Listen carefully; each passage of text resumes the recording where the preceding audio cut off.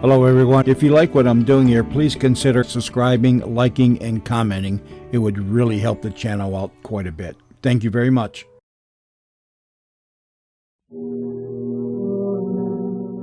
planning your crime, my friend, you thought you had an airtight story to go with it. But you overlooked one little detail that makes it nothing but a tissue of lies and pins the crime of deliberate murder directly on you.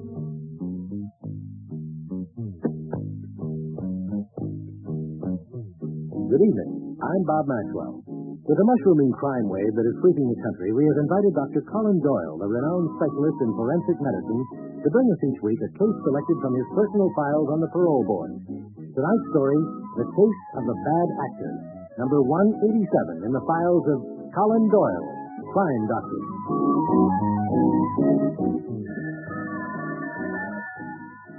Hello? Helen, this is me. I'm leaving work now. What do you say we grab a bite to eat and take in a movie? Well, nothing doing, Walter. The only thing we're grabbing tonight is my play manuscript. What do you think I've been waiting here for? Helen, we're not going to rehearse again tonight. Oh, you promised you'd help me with my part.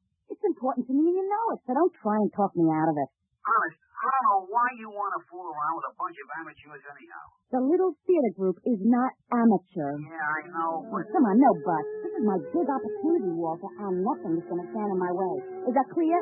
Nothing.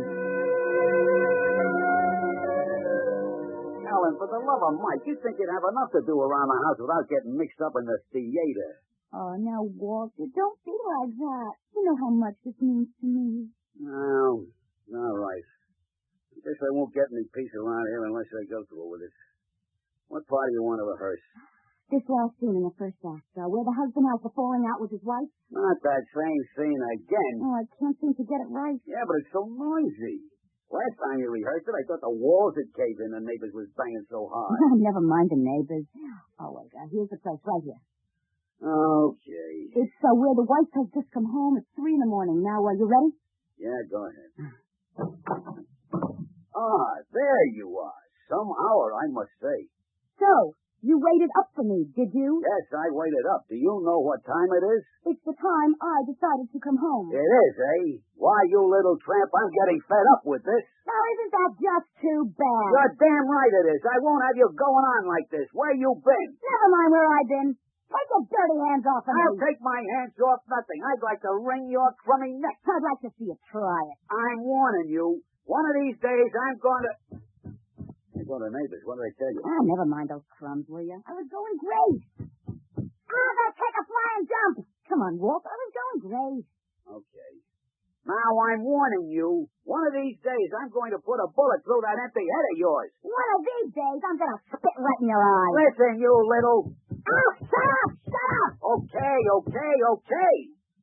Lousy bums. No use, Helen. They'll have the cops down on us if we keep this up. Yeah, I guess so. But I gotta rehearse. I just have to go over to Edna's. She'll still be up. Maybe no one will disturb us there. Yeah, sure. You go over to Edna's. I won't be long, Walter. Take your time, honey. Like you say, you gotta be right in the part. You gotta rehearse.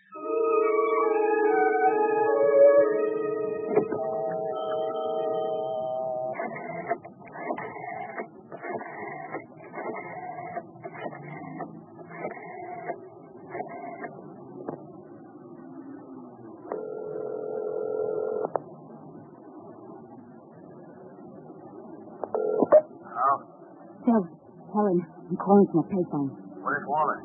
Home watching the TV. I told him I was going to Edna's. Everything all right? A-okay. Letter perfect. Good. Meet me at Bailey's.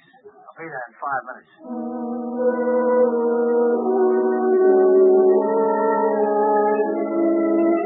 We'll be able to talk okay in this booth. 2 beers, waiter. Oh, everything went letter perfect, Helen. So far, Phil. Couldn't have gone better. You rehearsed the play all right? The exact scene you told me. Loud and clear? Shouting all the way. The neighbors could hear you good, huh? You should have heard the banging. Say, I couldn't have yelled any louder if we were having a real fight. Yeah, terrific. You got in that line about him taking his hands off. Sure. And the one about him wanting to wring my neck, too. That's great. Now we'll have all the witnesses we want to back you up. You know, I wish there was another way out. What? Oh, Walt isn't a bad sort. I kind of hate to knock him off. Hey, are you kidding? That's all the plans we made? I didn't say we wouldn't knock them off. I just said I wish there was another way. Yeah, well, don't even think like that, huh? Walter out of the way, all our dreams will come true. Enough, Phil. You and me for always, huh? That's right, for always. And Walter's money, too. And you think we only have to wait a couple of more days? That's all. The second act rehearsal will build up the fight to where we want it, and the third act takes care of the shoot. Gee, Phil, you should have been an author or something. Them words you wrote, they're beautiful. And listen, I even got us a clincher. Clincher? That's right. Now, you heard of... Hold on. Do this? I've seen that movie, too. Al Pacino, he was terrific. Oh, thank you, buddy. Okay. You heard of Colin Doyle, did you? Colin Doyle. You mean the crime doctor? That's the guy. What about him? Well, he's the clincher. You're going to him for advice. On what? Yeah, sure. You go to him and say, "Please, Mr. Crime Doctor, you got to help me." He says, "Yeah, lady, what's the matter?" You say, My husband. I'm afraid he's going to kill me. "You got it, baby." He says, "What makes you think so?" And you tell him. It's settled up with the law in advance. We're in a clear. A clincher. Say, you sure got the brains all right, Phil. I got to hand it to you. Let's drink to it, huh? To Colin Doyle, the crime doctor. And what he don't know won't hurt him. We'll be back with Act Two of Colin Doyle, Crime Doctor, in just a few moments. But first, now back to Colin Doyle, Crime Doctor, and the case of the bad actor.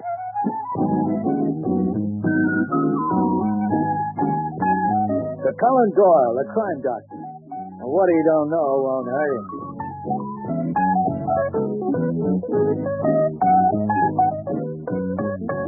Come to see you, Dr. Doyle. I heard how you like to help people out and all, and I thought maybe you'd help me. All I can say to that, Mrs. Norris, is that I'll be very glad to help you if I can. But tell me, what makes you think your husband might want to kill you? His general attitude. Why, when we were first married, Walter was always so sweet to me. He always brought me flowers and all like that. Now he takes a swing at me every chance he gets. I see. Tell me, Mrs. Norris, is your husband a drinking man? Yeah, you understand I have to ask you these questions in order to... Sure. If he's a drinking man, I can't never remember when he doesn't have a glass in his hand. I try to get him to lay off the bottle when he comes home. You know, relax, sit in the easy chair, read the paper. Go on. Well, I don't like to say, but no sooner does he get in the house when out he goes again to the corner bar. Then he comes home all boozed up and picks a fight with me, who only has his best interests at heart. Why, the other night, it was terrible, Dr. Doyle. The other night he beat me black and blue. I was so embarrassed for the neighbors. Oh, please compose yourself, Mrs. Norris. I'm sorry, Doctor. I didn't mean to come here and carry on like this. I'm sorry. You care for your husband a great deal, don't you? I worship the ground that man walks on. Did you tell him that you were coming here to see me? No, I didn't. I'd hate to think of what he would do if I did. I see. One thing, Mrs. Norris. Why don't you go to the police? Dr. Doyle, if there's one thing I like to have little to do with, thanks, it's the cops. I'm afraid too many people feel that way, and they're wrong. I still don't want to have nothing to do with them. Well, there certainly wasn't any harm in your coming to see me, Mrs. Norris. Although I'll be frank with you, there doesn't seem to be anything I can do at the moment. However, I want you to get in touch with me the very next time your husband acts up. Will you do that? I sure will, Dr. Doyle. All right, you go on home now. And if Walter acts up again, I'll do what I can to straighten him out. Gee, I hope so. I knew I could count on you, Dr. Doyle. Thank you. I can't tell you how relieved you just made me. Alan, I'm home. Oh, hello, Walter. You're home early. Yeah, I wound things up pretty good at the shop. Well, sit right down, dear. I saved you something warm to eat. No fooling. They had a sandwich downtown. I don't want you to go to so much trouble.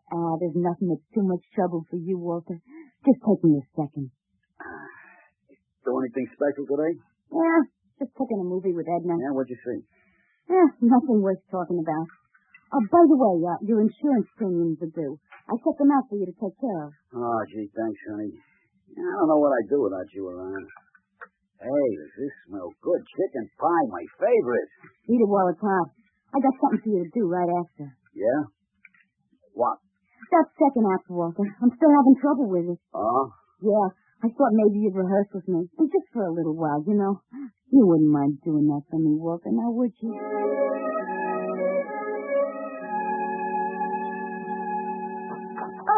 Mrs. Norris. Sorry to bother you, Mrs. Bennett, but I wonder if you have a little liniment. I accidentally bumped into a door and bruised my arm. Accidentally bumped into a door, huh? I understand, my dear. I understand only too well. Come on in. I'll fix you right up.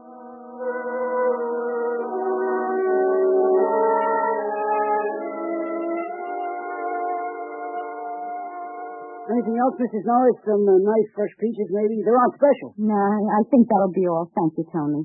Look, Mrs. Norris, it's none of my business, I know, but is everything all right at home? You seem kind of upset lately, and... look, please, Tony, if you don't mind, I'd rather not talk about it.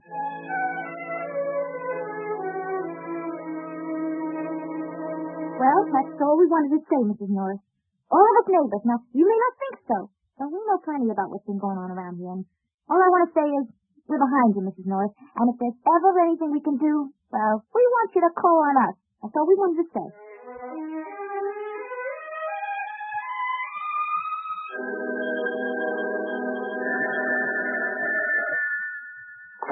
Hello? Phil, it's me, Helen. Yeah, Helen. Everything went perfect, Phil. The crime doctor's all taken care of and the neighbor's eating out of my hands. So what do you say? What do I say?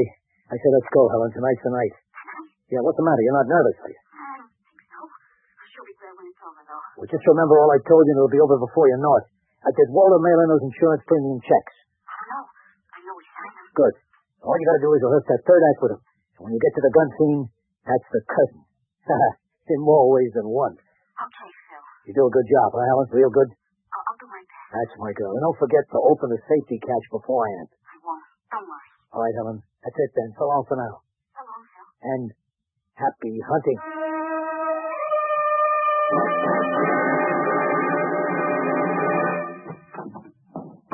Hey, Helen, what's going on around here? Am I poisoning something? Hello, Walter.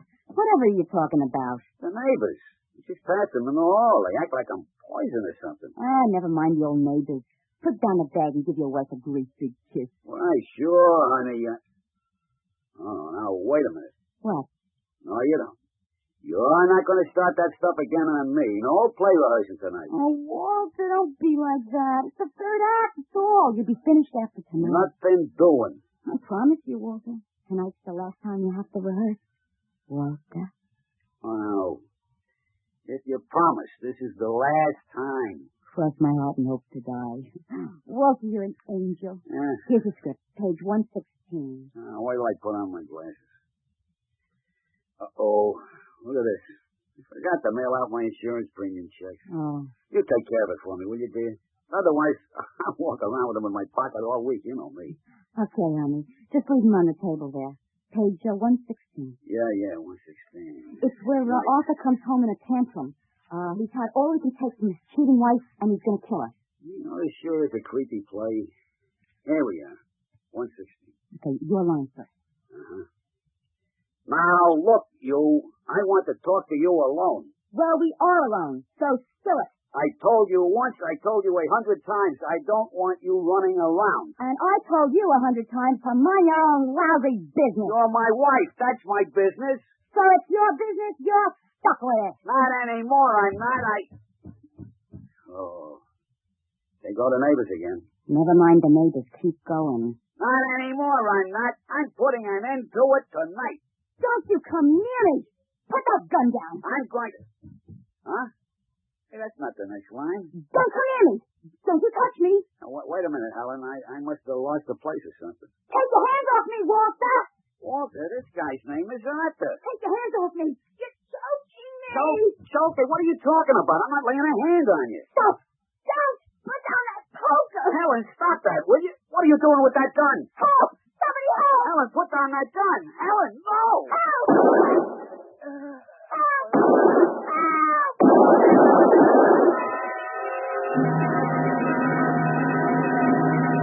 We'll be back with Act 3 of Colin Doyle, Crime Doctor, in just a few moments. Meantime, this message. Now, back to Act 3 of Colin Doyle, Crime Doctor, and the case of a bad actor.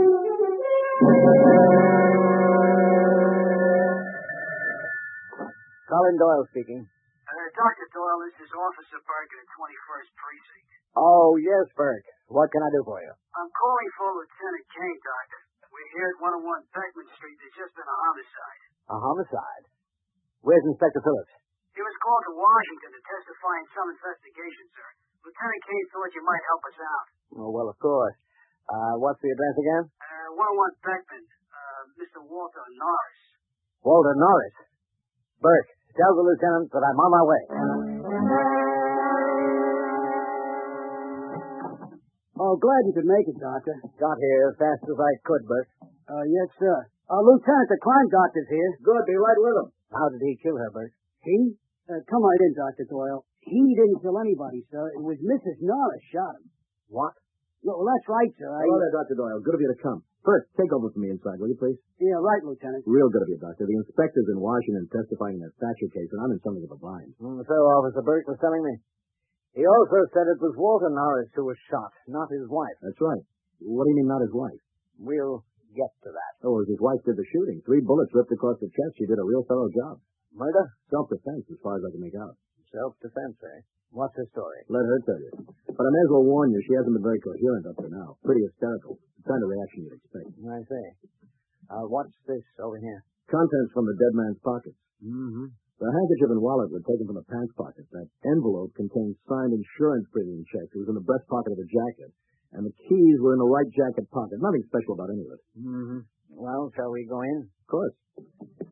Who's in there with her? A couple of neighbors. First one's on the scene. A Mrs. Bennett. She lives just down the hall. And a guy named Phil Ruloff. He was coming for a visit. Talks a lot. So I hear. Oh, there you are, Lieutenant. What do you say we break this thing up? Well, you couldn't have a more obvious case of self-defense if you tried. What do you say to sitting down in that chair and keeping still, Ruloff? Dr. Doyle here will determine just how obvious this case is. Oh, Dr. Doyle, thank heaven you come. It's been awful. You get me out of here. I know you will. There now, Mrs. Norris. Just take it easy. I'll do my best. Do you feel up to telling the lieutenant and me exactly what happened? Of course you don't feel up to it. What kind of question is that? Poor girl's been through enough. Ruloff. All you have to do is just look at her, that's all. Mrs. Norris. I think I'll be able to, Dr. Doyle.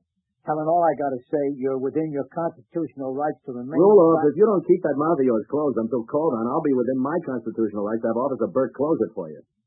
Go right ahead, Mrs. Norris. Well, as I told you in the office, Dr. Doyle, my husband Walter and I weren't getting along too well. What with his drinking and the fighting and his being jealous and all. In your office? Yes, Lieutenant. Mrs. Norris came to my office for advice several days ago, just as she says. She was afraid that her husband might try to kill her. It was crazy wild, that guy. Lieutenant? Yes, Burke? I checked with all the neighbors on that, what she said. They told me the fighting that went on in this apartment the last few weeks was something terrible. Terrible is right. The way that man treated this poor thing, you wouldn't treat a dog. All right, thank you, Mrs. Bennett. Now, what happened after you saw Dr. Doyle, Mrs. Norris? Well, let's see. Just tell us what happened, Mrs. Norris. Well, you told me there was nothing you could do at the moment, Doctor, so I just went home to Walter. Things went all right for a couple of days, just a few little spots like... Few little spots. You should have seen the bruises that Pete put on her pretty arm. I told her once, I told her 100 times to divorce that lousy sadist. You were right, Phil. I should have listened to you. Yeah. If only I'd listened. Now, please try to go on, Mrs. Norris. What happened earlier tonight? Tonight? Yes. Well, Walter came home drunk again. I thought we'd spend a quiet evening at home, maybe get things back to the way they used to be. I even invited Phil, Mr. Ruloff here, to come over and maybe play some cards, but Walter wanted to go out. Go on. I asked Walter not to go, and he started to yell at me, calling me awful names. I tried to calm him down, but he'd been drinking too much. All at once, he started choking me. I'm putting an end to all this, he yelled at me. I broke away, and I know this is difficult for you, Mrs. Norris. I'm all right. It's just it was so horrible. What happened then? Then he grabbed up the fire poker. This poker, Mrs. Norris? That's the one. That heavy thing. And then he raised it high over his head with both hands like he was going to bring it down on my head. Yes? I lost control. I was scared half to death. I pulled out the gun he always kept in the drawer. Before I could bring down the poker, You shot him? Well, if I didn't, he would have killed me, sure. I shot him, yes. Then I shot him again. 2, 3, I don't know how many times. And Walter fell to the floor, dead. I see. You shot him in self-defense. What I've been saying to everyone right along. Lieutenant, do you mind if I ask a few questions? That's what we got you here for, Dr. Doyle. Officer Burke, sir. What was the position of the body when you found it? Flat down on the floor, Doctor. His right arm clutched over his chest. And as I said, 3 bullets right through the jacket lodged in the chest. The poker? Right alongside him. Was he wearing a vest? No, sir, no vest, just a jacket. Thank you, Bert. Lieutenant, how about the gun? Empty barrel, Doctor. All 6 shots fired. Mm-hmm. Well, as your Mr. Ruloff here pointed out, it would be hard to find a more obvious case of self-defense if you tried. Well, Lieutenant, now that your crime doctor has backed up what I've been telling you right along, don't you think it'd be a nice idea if we, all of us, went home? I won't keep you much longer, Ruloff. I just have 2 more questions to ask to complete my, as you put it, backing up. Mrs. Norris, you said after the shots rang out, your husband dropped to the floor dead. Is that right? That's right, Doctor. You're quite certain he wasn't still alive? Absolutely certain. And did you by any chance touch your husband's body after he dropped to the floor? No, Dr. Doyle, I couldn't. Then you couldn't have placed anything at all into his pockets that hadn't been there prior to the shooting? Of course not. Why would I do anything like that? I think I know why, Mrs. Norris. And I'm sure I know that everything you've said here tonight has been one big 100% fabrication. What? You better be prepared to back up a crummy accusation like that, Doctor. Oh, I'm prepared, Ruloff. You killed your husband, all right, Mrs. Norris, but not in self-defense. In planning your crime, you thought you had an airtight story to go with it, but you overlooked 2 little details that clearly pin the crime of deliberate murder directly on you. Ladies and gentlemen, in exactly 120 and a half seconds, Colin Doyle, the crime doctor, will be back to reveal the 2 little details overlooked by the suspect. Meantime, now back to the conclusion of Colin Doyle, crime doctor, and the case of the bad actress. Now, you said, Dr. Doyle, that in telling her story, Mrs. Norris overlooked 2 little details that pin the crime of deliberate murder on her? Yes, Lieutenant. It was such an inventive story that I almost hate to show it up for what it is. A whole series of unmitigated lies. Dr. Doyle, how can you stand there and talk like that? I don't know what's gotten into you. You, above all, should know how hard I tried to avoid something like this. Oh, I do, Mrs. Norris. I do know. Well, then? I know that your visit to me and the staged fight for the neighbors were all part of a very clever scheme dreamed up by you and your partner. No doubt, our very own Mr. Ruloff here. Well, this is the most outrageous accusation I ever heard of, Doctor. Take it easy, Ruloff. Keep it down. It's much more than an accusation, Ruloff. The 2 of you thought you'd worked out a perfect plan to get rid of Walter and call it self-defense. But in trying to make no mistakes, you made 2 very vital ones that make Helen's story the big lie. I only told the truth, Dr. Doyle. No, Helen, you didn't. You told me you shot your husband because he was about to hit you over the head with a poker. That's right, he was. In fact, he was all poised to strike with the poker held high over his head in both his hands. Well, what's wrong with that? You saw the poker on the floor there. I saw the poker that you put there. But if what you said was the truth, I wouldn't have seen 3 bullet holes through the chest of his jacket. Why not? I got off at least 3 shots before he could crown me. Hardly, Helen. That's one of the details you overlooked. When a man wearing a jacket raises his hands over his head, the jacket hikes up along with them. If you shot him 3 times in that position, as you said, the bullet holes would have appeared much lower in the jacket, not chest high as they are. What? Wait just a minute, Dr. Doyle. Yes? Well, maybe, now that I think back on it, maybe his hand was lower than I thought. I mean, I was so scared, I just can't be sure. Perhaps. We can be sure, however, of the other little detail you overlooked. You also said that you didn't place anything at all into your husband's pockets after you shot him. Well, so what? I didn't. You sure of that? Absolutely. I told you. Gee, I don't know what all this fuss is about. I'll tell you what it's about, Helen. It's about this envelope containing insurance premium checks. It was found in your husband's breast pocket by Officer Burke. Is that right, Burke? Yes, sir, that's right. So Walter was going out to mail some insurance checks. So what about it? Can I help it? He was doing his duty, trying to protect me. Well, you see, Helen, your husband took 3 shots across the chest. 2 of the bullets tearing directly through the breast pocket. Now, if, as you said, this envelope was in his pocket at that time, how do you account for its remarkable lack of bullet holes? What? Oh, my God.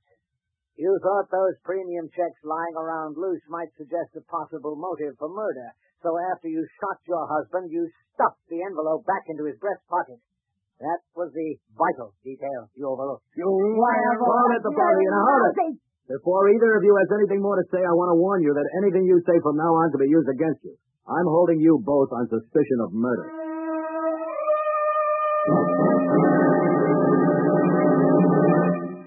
You've been listening to The Case of the Bad Actor.